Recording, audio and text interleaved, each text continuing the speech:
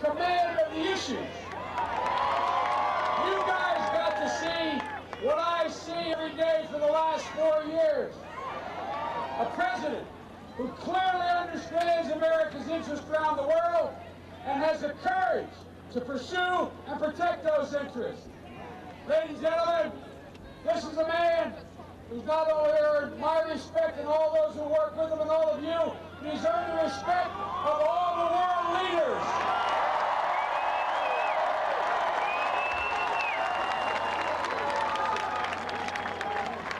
Ladies and gentlemen, the Commander-in-Chief not only knows how to lead America, but this Commander-in-Chief is leading the world. As my dad would say, this is a man with a steady hand and a clear vision. A man who leads not only by the example of our power, but by the power of America's example. This is a president who says what he means what he says, and does what he says. This is a man the world relies on and we rely on. And boy, was the contrast clear last night.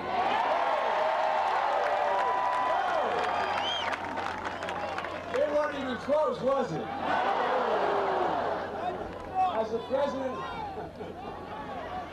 As the president pointed out last night, these debates have exposed that Governor Romney and Paul Ryan have a foreign policy right out of the 80s, a social policy out of the 50s, and an economic policy right out of the 20s. The differences in our policies, and I would submit to you in our values, are profound. And the American people, after 4 debates, know it. Ladies and gentlemen, that's why last night you saw Governor Romney rushing to agree with the president on Iraq, Afghanistan, Syria. He disavowed the foreign policy he's been running on for the past 2 years, just like that. Even, this one amazed me. This one amazed me. He even tried to rewrite the history of his position on rescuing the automobile industry. Whoa! If I only knew he was ready to help back then. If I only knew. Look, half the time, I didn't know whether Governor Romney was there to debate Barack Obama or endorse Barack Obama.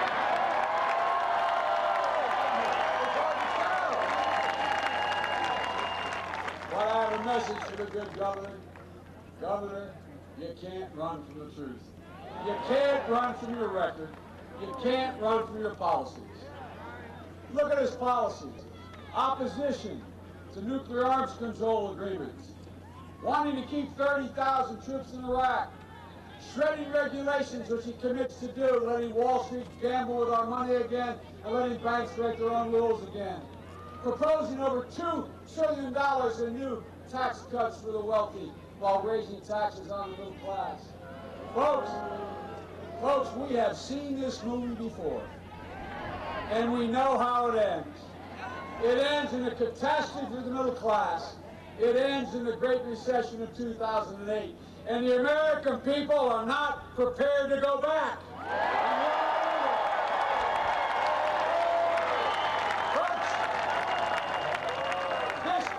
Leveling the playing field, getting the middle class back in the game. He knows how to build America from the middle out. That's how you build America. And thanks to his leadership and the grit of the American people, America is coming back. There is no quit in America. There never has been a quit in America. The American people know only one way forward. Only one way, and that is forward. And together, ladies and gentlemen, all of us, even the 47% of us that Romney doesn't think matter, we're moving forward. Regardless, I've never met 2 guys who are more down on America America. Every time they turn around, America's in decline. American people won't take responsibility. I don't know where they live, but it's not where we live. It's not who we are. And ladies and gentlemen, regardless of what our opponents say, what they try to paint, America is not in decline. Americans are not a dependent people. We are strong. We're independent. We take responsibility. And I've got news for Governor Romney and Congressman Ryan. It's never, never, ever been a good bet to bet against the American people.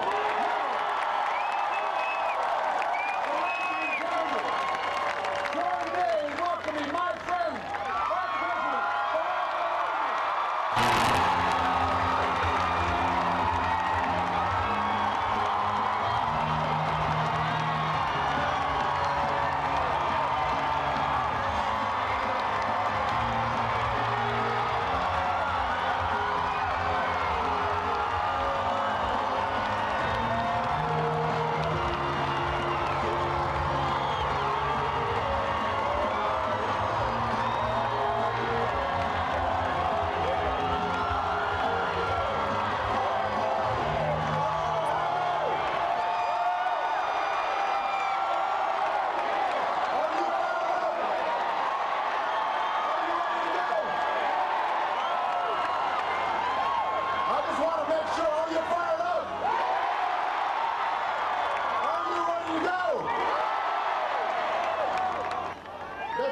Before we get started, I want everybody to give a big round of applause to Joe Biden.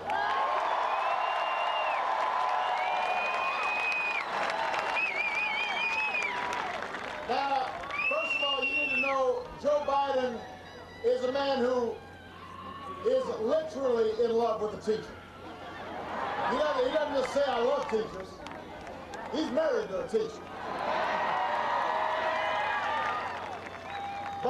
But more importantly, I want everybody to understand this.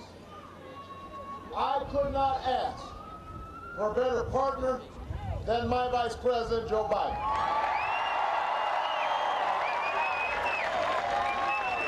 There's nobody who knows more about foreign policy than my Vice President. There's nobody who gives me better advice than my Vice President. There's nobody who you'd rather have in a foxhole with you when it matters most than my Vice President. There's nobody who cares more about the middle class and fights harder for America than my Vice President.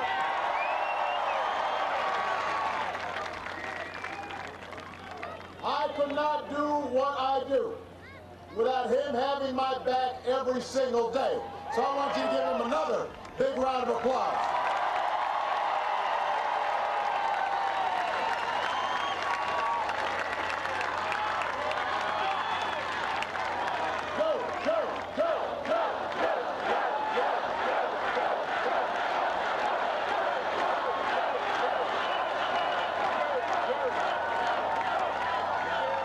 We've also got a great candidate for Congress. Sharon Newhart is here. Give her a big round of applause.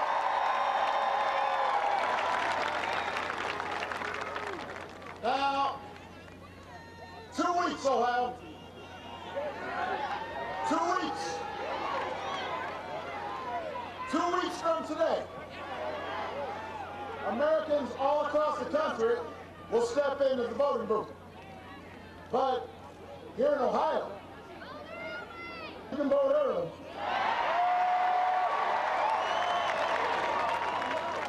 Here in Ohio, you can vote right after this event. If you want to know where to vote, you go to vote.barackobama.com. He already voted, and he's proud of it. Not just a choice between two candidates or two parties, but two different visions for this country that we love. Well, last night we had our third debate.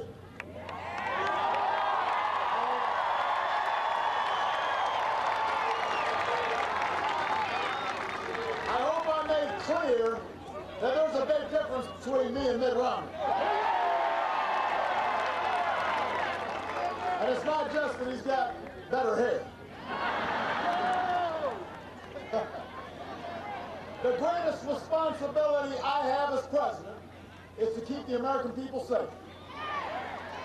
That's why I entered the war in Iraq, so we could go after the terrorists who actually attacked us on 9/11. That's why, working with Joe Biden and our national security team, we've been able to decimate Al-Qaeda. That's why we're able to bring Osama bin Laden to justice. That's why we're now ending the war in Iraq, because after a decade of war, it's time to do some nation building right here in Ohio. Do some nation building here in the United States of America.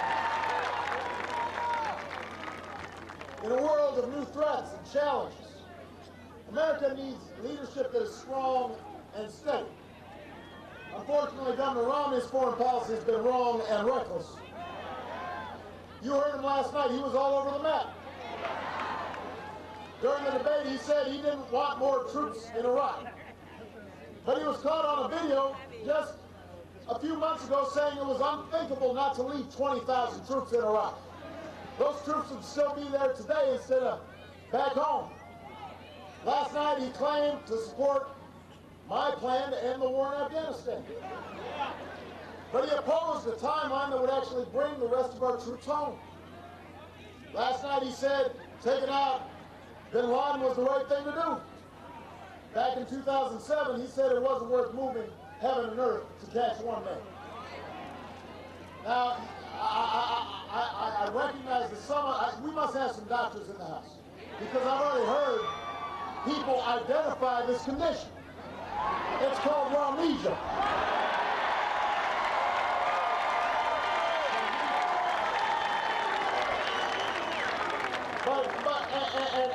And we had a severe case breaking out last night.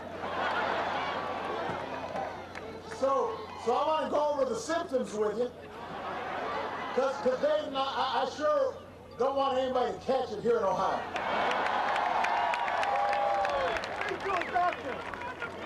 If you talk about how much you love teachers during a debate, but just a few weeks ago you said we shouldn't hire anymore because it won't grow our economy, you might have amnesia.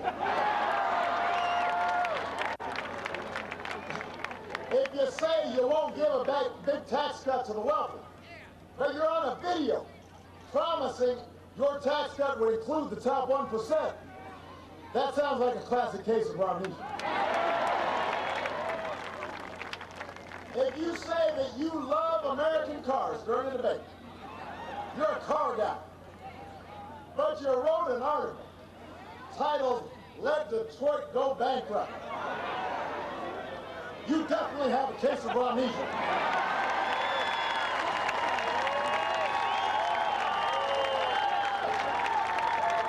Last night, Governor Romney looked you right in the eye, looked me in the eye, tried to pretend that he never said, "Let Detroit go bankrupt." Tried to pretend he meant the same thing I did when we intervened and worked to make sure that management and workers got together to save the U.S. auto industry. Pretended like somehow I had taken his advice. The people don't forget. The people of Dayton don't forget.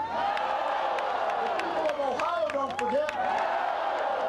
If Mitt Romney had been president when the auto industry was on the verge of collapse, we might not have an American auto industry today. We'd be buying cars from China instead of selling cars to China.